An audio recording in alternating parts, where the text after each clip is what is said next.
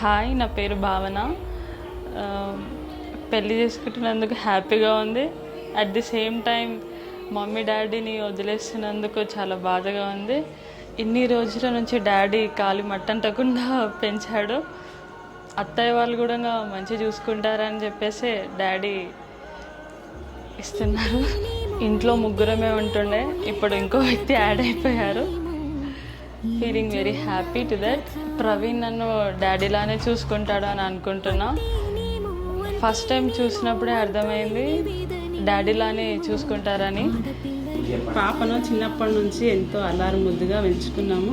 ఇప్పుడు పెళ్ళి అవుతున్నందుకు ఎంతో బాధగా ఉంది, అలాగే సంతోషంగా ఉంది. వాళ్ళ అత్తారింట్లో బాగా చూసుకోవాలని అనుకుంటున్నాం. చిన్నప్పటి నుంచి గల్లారు ముద్దుగా పెంచుకున్నాం. మాకు ఒక్కతే కూతురు కాబట్టి మేమేం బాధ తెలియలేదు. ఇప్పుడు వెళ్ళిపోతున్నందుకు చాలా బాధగా అనిపిస్తుంది. నాకు నా చిన్న కూతురు అంటే ఎక్కువ ఇష్టం. ఇంకా ఆయన కూడా చాలా బాధపడుతుండు. బాధపడొద్దని నేనే ఆయన సంధాయిస్తున్నాను. చేసుకుంటున్నావు కదా, ఎట్లా ఉండాలనుకుంటున్నావు, ఎట్లా ఉండొచ్చు అనుకుంటున్నావు, మా అందరినీ బాగా చూసుకుంటావా, మర్చిపోతావా, లేకపోతే మా అందరిని చూసుకోవాలి. చిన్నప్పటి నుంచి అల్లారు ముద్దుగా పెంచుకున్నాం కాబట్టి మమ్మల్ని చూసుకోవాలి మంచిగా, అత్తగారింట్లో వాళ్ళని చూసుకోవాలి, అందరినీ చూసుకోవాలి. అందరి బాధ్యత నీ మీదనే ఉంది, మా బాధ్యత కూడా నీ మీదనే ఉంది. మమ్మల్ని కూడా బాగా చూసుకోవాలి. అందరిని నిన్ను అస్సలు వదలను. డాడీని నిన్ను మంచిగా చూసుకుంటా. నీ తర్వాతనే ఎవరైనా. మాకు కావాల్సింది కూడా అదే. ఏ టెన్షన్ పెట్టుకోవద్దు నువ్వు. ఫస్ట్ ఎప్పుడు మీతోటే ఉంటా. సాటర్డే వస్తాయి కదా కాలేజ్ నుంచి. ఎట్లా అనిపిస్తుంది మ్యారేజ్ చేసుకుంటున్నాను? హ్యాపీగానే ఉంది. నిన్ను డాడీని వదిలేసినందుకు బాధగా ఉంది. మమ్మల్ని బాగా చూసుకోవాలి, అక్కడ వాళ్ళని అందరినీ బాగా చూసుకోవాలి. అందరితో కలిసిమెలిసి ఉండాలి, అందరితో ఎవరిని బాధ పెట్టవద్దు, అందరితో సంతోషంగా మాట్లాడాలి, ఎవరిని చీదరించుకోవద్దు. ఎవరన్నా మన మంచిగా చెప్తారని అనుకోవాలి, ఎవరిని అటు చేయొద్దు, మంచిగా చూసుకోవాలి. నిన్ను డాడీని మంచిగా చూసుకుంటాం, అత్తని మామని కూడా మంచిగా చూసుకుంటాం ఇద్దరం. చికెన్ అంటే ఇష్టము. ఇన్ని రోజులు నేను చేస్తే ఒకసారి బాగున్నా బాగలేకపోయినా అనేది వంకాలు పెట్టేది. ఇప్పుడు ఆమె చేతి నుంచి ఆమెనే వేసుకోవాలి అని, నువ్వే వేసుకోవాలి, నువ్వే తినాలి కదా, అలవాటు చేసుకోవాలి. అవి కూడా ఇప్పటి నుంచి నేను చేసినవి తిన్నావు కాబట్టి నీకు అనుభవం లేదు. ఇప్పటి నుంచి మంచిగా చేస్తుంటే అవే వస్తుంటాయి, చేసుకొని మంచి తినాలి, అందరికీ పెట్టాలి.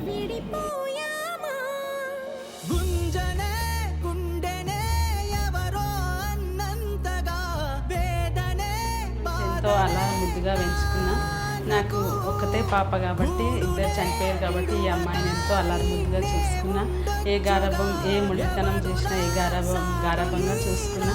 ఏది అడిగితే అది కాదనకుండా లేదనకుండా ఇప్పించిన ఇంతవరకు. ఇప్పటి నుంచి కూడా మా అల్లుడు కూడా అట్లే ఇప్పించాలని.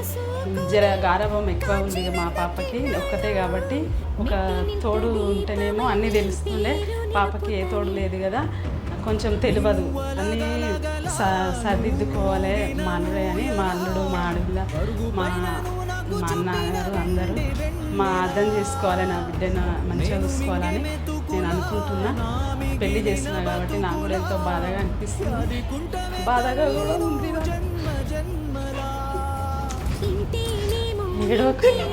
చూసుకోను ఏడోకు.